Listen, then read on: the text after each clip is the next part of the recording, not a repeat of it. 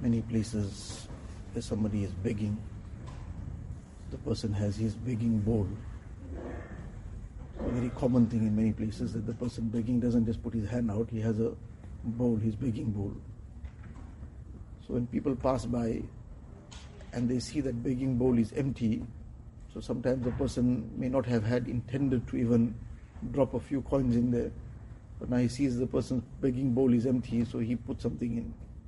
But supposing if he passed by and he sees a lot of coins in there, some notes in there, whatever else is in there, so he is going to perhaps pass on that few coins that he intended to give also to somebody else, that person might be more in need, this person got enough. So therefore these beggars also, when they are begging and that bowl, somebody drops something in, they'll keep it empty, they'll put that in their pocket and leave that bowl empty, so that this bowl is always looking empty and some person passing by will drop something in there. Now this is what happens generally in terms of a person begging. But this is the example that the Ahlullah use, and they take examples and lessons from everything in order to impress upon us how to conduct ourselves.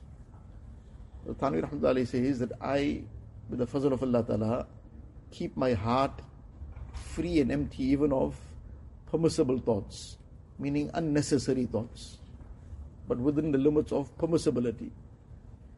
Because the faqir must always have his begging bowl empty, meaning of all these unnecessary things, because you cannot know when will be that special moment when Allah Ta'ala's special grace comes down.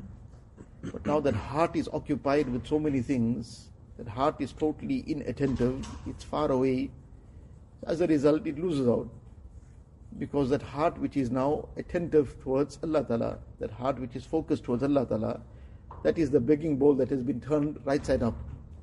And now it's empty of things that will block this grace from coming through.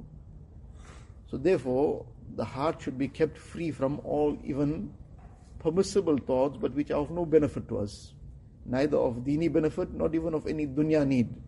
Only something of need, the person needs to think about whatever his necessary work is, or something that he has to sort out, something he has to do, whatever in terms of his needs are. But things which are just futile, completely futile.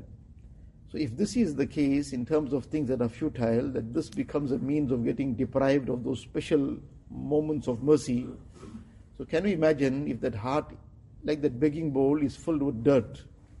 If that begging bowl is filled with all muck and filth, then somebody wanting to come and drop something, he'll take a wide turn and pass by. This mustn't become a means of something splashing onto me. Allah Ta'ala is free from all these things, but if that heart is filled with dirt and muck and filth, then where is that heart going to be able to receive that special grace of Allah Ta'ala? If even these permissible things become a blockage, permissible but useless, futile, and it just occupies the mind and heart, but that futile things, then gradually, because what is futile, it touches the border of what is haram. Things that are futile, it is next completely touching the borders of what is haram. So the person who is all the time occupied in these kind of futile things, he is very, very vulnerable. He can any time just fall into haram. So the lesson in this is that we have to keep, and this is an ongoing process. There isn't any thing that a person can just expect it will happen in one moment. It's an ongoing process to keep turning the heart towards Allah Ta'ala. Keep refocusing, keep redirecting the heart. And the slightest thing we detect something has gone amiss, immediately to make istighfar, to cleanse the heart out of any, even the slightest dust of any wrong.